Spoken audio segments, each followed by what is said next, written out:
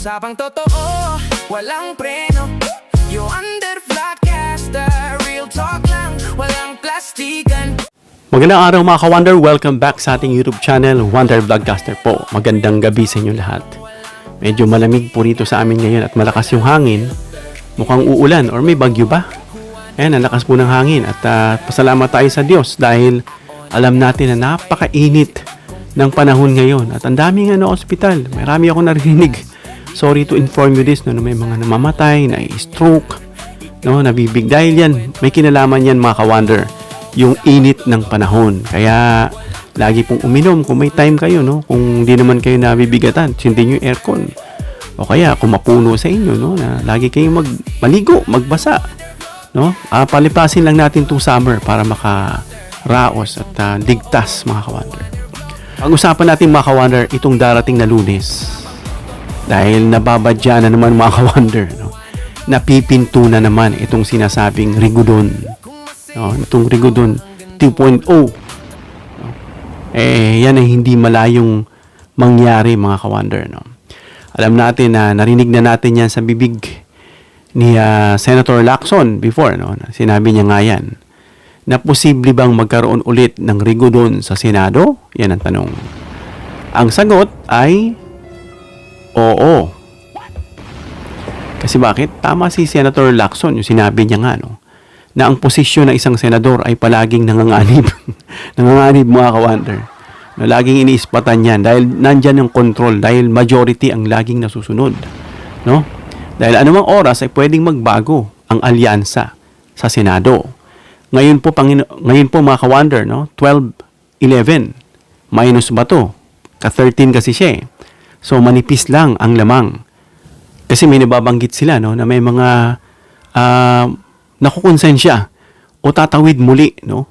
Kumbaga, na-realize niya na I don't know kung ano yung mga nangyari sa kanya. Siguro na-realize niya na she or he has done something, no, to offend itong kanyang iniwanang grupo, mga ka-Wonder.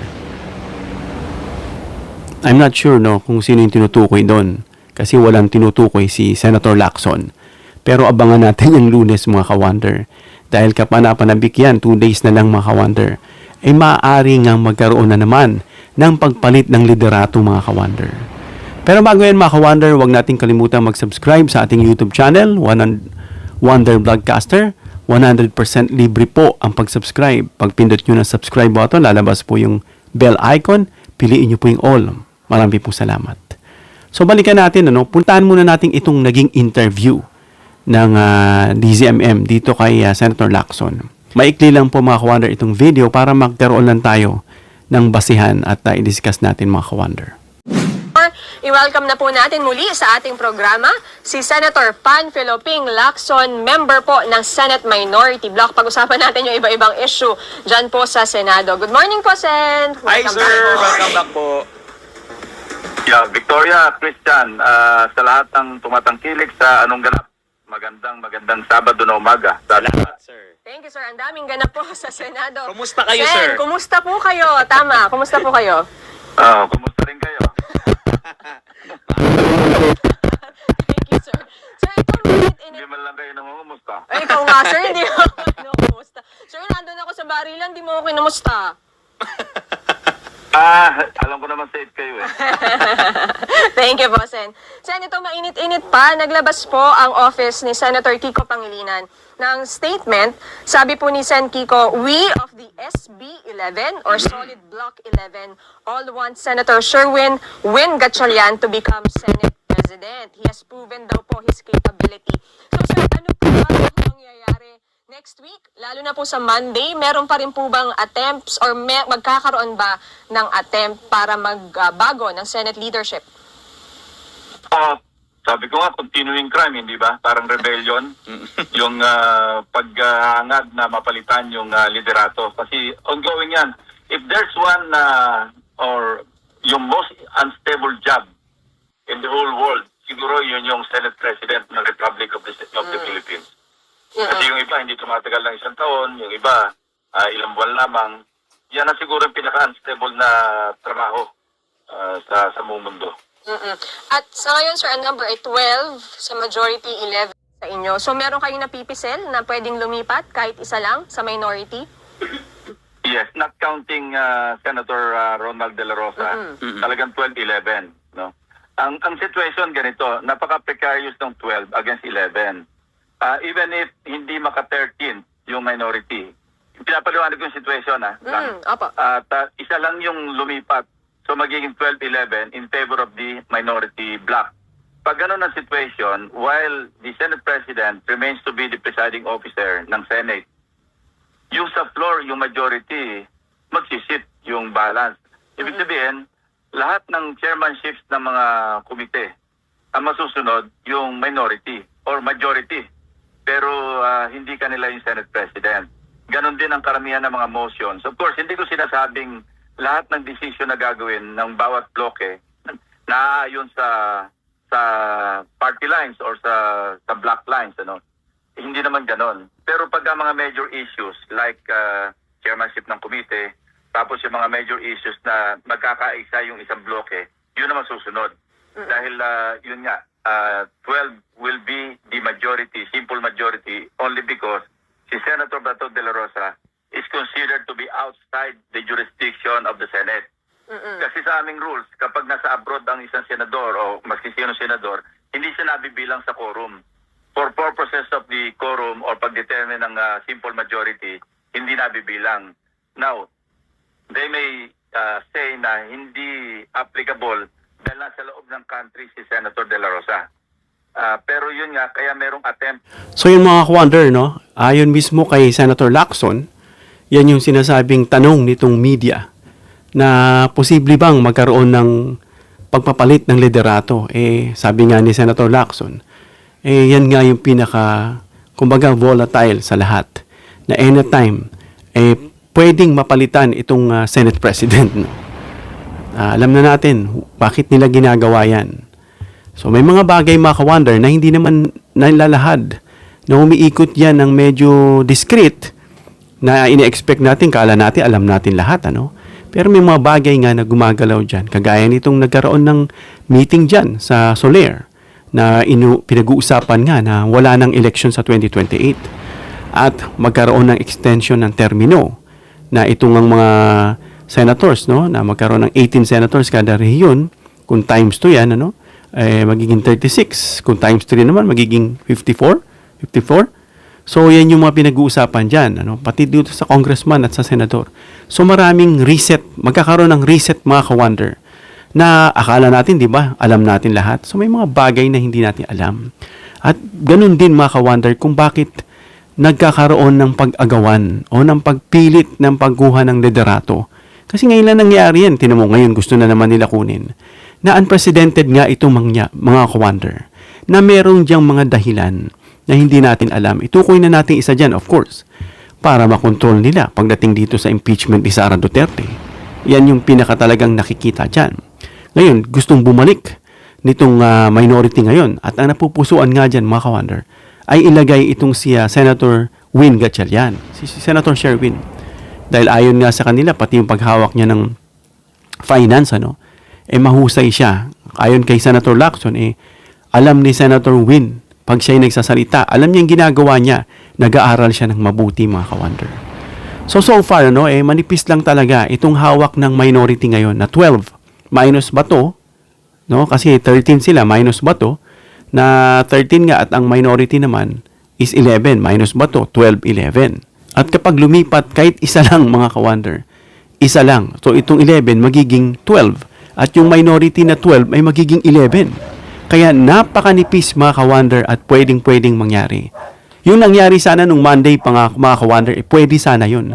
Hindi lang nagkasundo dahil itong si Cheese Umano na tinutukoy, I'm not sure kung siya yung tinutukoy ni Marcoleta, ayaw kasi mag-name drop.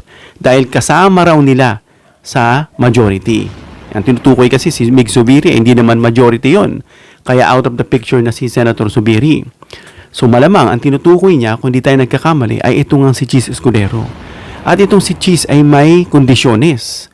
Magdadala pa raw siya ng mga 5 kasama niya, pero ang majority, ang pagiging Senate President ay sa kanila. At walang iba kundi siya. Papayag ba kayo niyan? Alam na nating may mantsa yan. May kaso pang kinakaharap. implicated siya. At nabuti na lang humarang, kaya hindi natuloy, humarang itong si Senator Raffy Tulfo. Na kumbaga yung term na kain suka. Magaling na sa atin yan parang gano'n ang pagkakasabi no.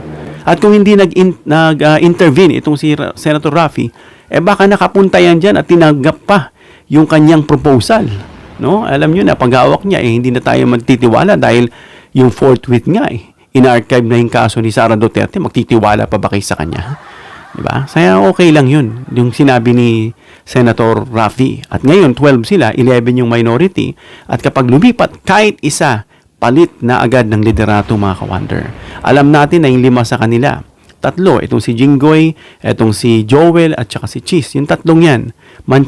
Si Jinggoy, alam na natin na sinampahan na. At ngayon, si Marcoleta, mga ka-wonder, sinampahan din. At susunod dyan, itong si Joel, at saka itong si Joel, at saka itong si Cheese, no? At itong dalawa pa na nababalita rin, itong si Mark Villar at itong si Bongo. At dinamay na nga dyan si Marcoleta. So, 6 na sila mga ka-wonder. So, napapansin natin, lahat na napupunta rito sa mga DDS, dito sa mga senator na majority na tinatawag na DDS block, puro sila may problema mga ka-wonder. Kaya hindi natin maiiwasan yung mga binabasa rito kung paano sila dustain. Lahat daw umano na mga tiwali ng mga may pagka-impacto nandoon daw sa mga block nitong majority ngayon. Grabe. No?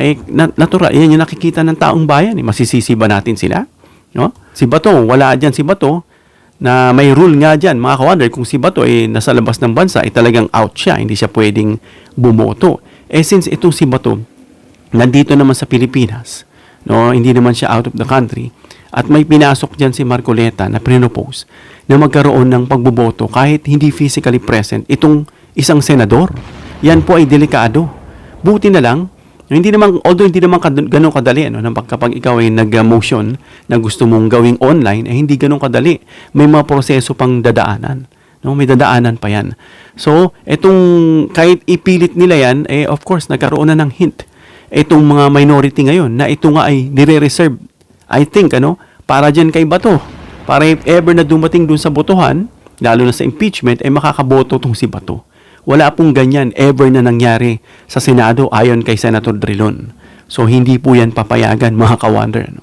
And then again nga, kahit lumipat 1 o 2, tiyak, sa dating na Lunes, palit liderato, mga ka-wonder. Kaya anytime, tama yung sinasabi nila na itong Senate President ay maaring ang mapalitan. Anytime. No? Wala kasing fixed term protection ang isang Senate President. Wala kasi nakalagay sa rule nila yan. No? Basta may sapat na boto ang mga senador, nakita nila, nagbulong-bulungan na sila, nagkakuntsaba na. No? Gaya ng lagi lang sinasabi. Doon pa lang may division na. Black, minority, tsaka majority. Dati raw kapag nagkakataasan ng boses, magkakamayan, magkakabatian. Ngayon daw hindi. Makikita mo yung distansya malayo kapag kumakain sila. Ibig sabihin mga ka-wonder na uuwi na ito sa personalan. Dahil lang mga ka-wonder kanino. Naiisip ng tao, walang iba. Dahil lang sa iisang tao mga ka-wonder. Of course, nandyan din yung dahil sa gusto nila makapwesto sa majority. Nandoon lang yan, umiikot mga ka-wonder. Basta may sapat na boto at maaari silang maghain ng motion, tapos ma-realign agad itong setup ng Senado at maghalal ng bagong leader. Ganun lang kadali. Kaya yung sinasabing lagi nanganganib, yung sinasabing constant, yung ongoing rebellion na tinukoy niya dyan sa Senado, parang isang saga na tuloy-tuloy, mga ka-wonder. Dapat mabago yan. Dapat hindi na ganyan. No, at I'm not sure kung advantage ba yan o hindi. Sa nakikita kong mga ka-wonder advantage. No? Kasi bakit? Pwede nilang palitan kapag nakita nilang may personal na agenda. Pero then again, pwede rin silang palitan kahit sila ay nasa maayos na motibo. So pwede rin. At nabanggit din dyan mga ka-wonder. Natatawa nga si Senator Lacson. Dahil itong basihan na ayaw nila kay Tito Sen, itong mga majority ngayon, dahil hindi lang marunong mag-alaga, kagaya ni Cheese. Ano bang uri ng pag-alaga ang tinutukoy kung hindi ako nagkakamali? parang di raw sila nilalabas ba yun o pinagpapakain. Yun yung term nila. Sabi nga ni Sen Lacson, kung yan ang tinutukoy yung pag-aalaga at yan lang yung basyan, wag na. Wag na lang, ano. Napakababaw. Parang, ba't hindi nyo ba kayang kumain, ano? Kung hindi nyo ba kayang maglabas ng pera? Ang dami yung pera, di ba? Ang yayaman naman nila, mga ka-wonder, grabe. Kaya pala nung sa putukan nung 13, nakuha pa raw kumain. No? May nagtagal pa raw. Sinasabi, under attack. No, nakuha pang kumain daw doon sa table, kitang-kita, na parang relax na relax. Grabe. At bali tayo ron, para sa kanila, hindi mahusay itong pamamahala ni Senator Sen dahil nga doon sa hindi raw marunong makisama, hindi raw magpakain, ano, no? Diyan mo lang makikita, mga ka-wonder, no, na kahit veterano na itong si Tito Sen, no, na hindi yan ang tinitignan nila. Sabi nga ni Sen Lacson, yung mga kasama nila noon, ng mga batikang mga senador, yun po yung tinitingala nila na sana maipagpatuloy yung mga ganyang legasiya. Instead daw, mga ka-wonder, na mag-improve yung pagbabago, nagiging worst, mga ka-wonder. Nakakahiya. Kaya nga sabi nila, tinatagurian nila itong Senado ngayon, na the worst daw, mga ka-wonder. At kung ikukumpara dito sa House of Representatives, no, lalo na itong mga prosecution panel, parang mas qualified pa raw itong mga nasa prosecution panel, mga ka-wonder. Grabe. Dati angat ang Senado pagdating sa mga rating. Ngayon, dinoblehan sila ng House of Representatives na pag-iiwanan sila at admitted naman sila doon, mga ka-wonder. Sana maibalik, no? Balik tayo rin sa sinasabi nila na tungkol kay si Tito Sen na hindi lang gusto. Kahit na veterano, hindi pa rin sapat. Parang gano'n na nakikita natin, ano? Lalo na yung pakikisama, yun na nga yung sinasabi ron. At saka yung political management, yung coalition building, yun siguro yung mga butas na nakikita nila. At gusto nga, gaya ng sinabi ni Zubiri, no, habang nagsasalita si Senator Win, eto ang gusto kong maging Senate President. At yun din naman ang napupusuan nitong mga minority ngayon, mga ka-wonder. Dahil nga sa nakita natin na kaya niyang dalhin yung both minority at majority, na kumbaga hindi siya gaanong kaaktibo sa pakikisawsaw sa mga kampihan. Ano? Lalo na nakita nila itong si Senator Win na pag may mga issues, inaaral niya talaga, alam niya yung sinasabi niya. Detalyado siya at laging handa. At isa pa dyan, mga ka-wonder, yung sinasabi nating image niya na talagang tahimik, laging formal. Nakikita mo, very reserved si Senator Win, ano? Yung kanyang pagiging, ang tawag dito, yung technocrat image. Ganyan umaksyon. Ganyan umakto yung may pagka-technocrat, yung imahe, mga ka-wonder. Hindi siya masyadong maingay, ano? Sa drama, nakita ko yung photo habang umiiyak si Senator Pia, no? Yung tatlo, si Mig Zubiri, si Soto, at saka si Win. Nakaganon yung mukha. Siguro, nakaalam nila yung totoo na sinasabing wala man na daw nangamusta. Grabe. Kitang-kita sa chat. 4 na minority na male na bumati at kinamusta siya. Grabe, mga ka-wonder, no? Grabe talaga. At marami, pati itong UP ngayon, nagsasalita na dapat bumaba na itong si Cayetano. Pati mga schools ngayon, mga colleges, mga institution, nakikialam na. Dahil nakita, mga ka-wonder, hindi na naniniwala sa kanila. No? Isa pa dyan, bukod sa policy-oriented, itong si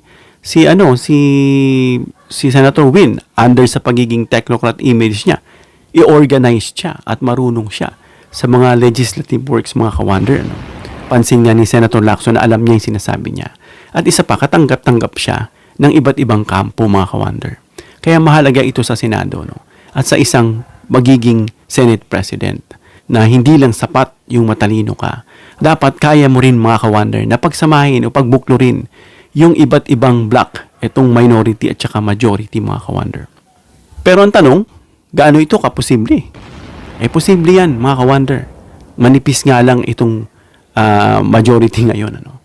Sa ngayon, although wala pang malinaw na may open revolt, wala pang sinabi, balita, pero there's possibility. No, walang official na deklarasyon ng numbers, pero nakita natin, sobrang nipis, 12 against 11. Isa lang lumipat, isa lang, tapos. No? Pero maka-wonder, alam na natin sa Senado, mabilis magbago ang alyansa. No?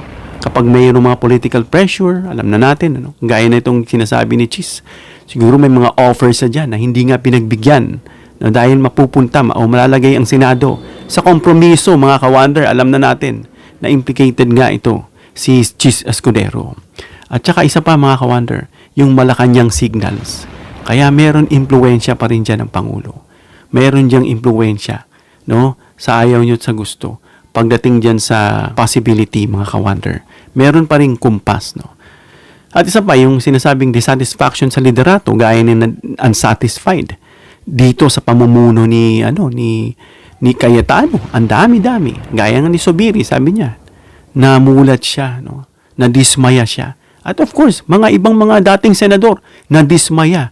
Ano pa? Yung mga abogado, yung mga political analyst, political scientist, mga kung sino-sino mga abogado dyan, mga ibang politiko, kahit mismo sa Kongreso, nakakapagbigay sila ng kanila pong mga opinion at nakita nila.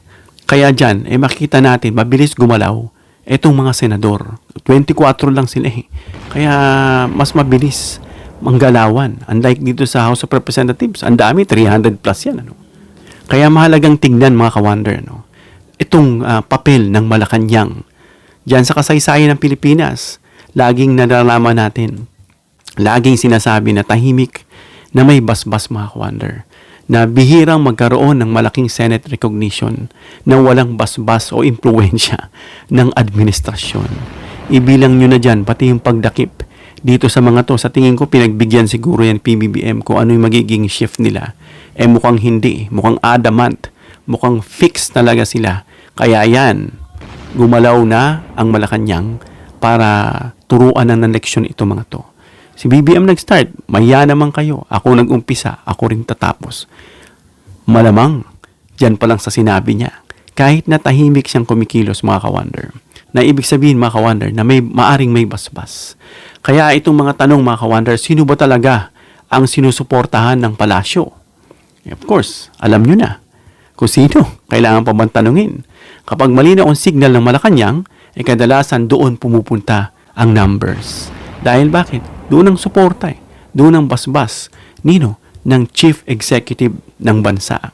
Then again, bago tayo matapos, gusto ko lang malaman yung mga ka-wonder na ito'y hindi simpleng usapin lang between majority and minority. No? Mas malalim ito. Alam nyo na kung bakit. Dahil sa usaping ito, mga ka-wonder, nandyan yung trust. Sabi nila, ang pag-agaw nila ng pwesto rito kila Tito Sen, it has nothing to do with the impeachment of Sara. Sabi nga ni Father, diba?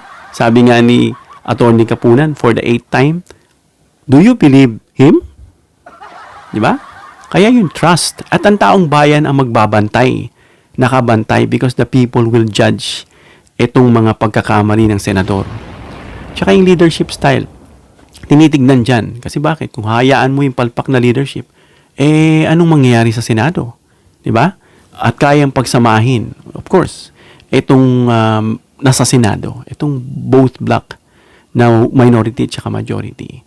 Kaya sa ngayon, mga ka-wonder, ang lumalabas ay nakikita itong si Senator Gatchalian. Mas kalmado, mas preparado, at mas policy-driven bilang leader. Hanggang dito na tayo, mga ka-wonder. Comment down below your opinion para mabasa at ma-reactionan. Please give me a thumbs up if you like this video para ma-share ni YouTube sa iba pa. Please share this video para malaman nila na posible na naman this coming Monday na isang rigudon o mapalitan na naman ang leadership. Please subscribe, hit the notification bell icon and choose all bilang suporta sa aming mga content creators. Hanggang sa muli, mga ka-wonder. God bless.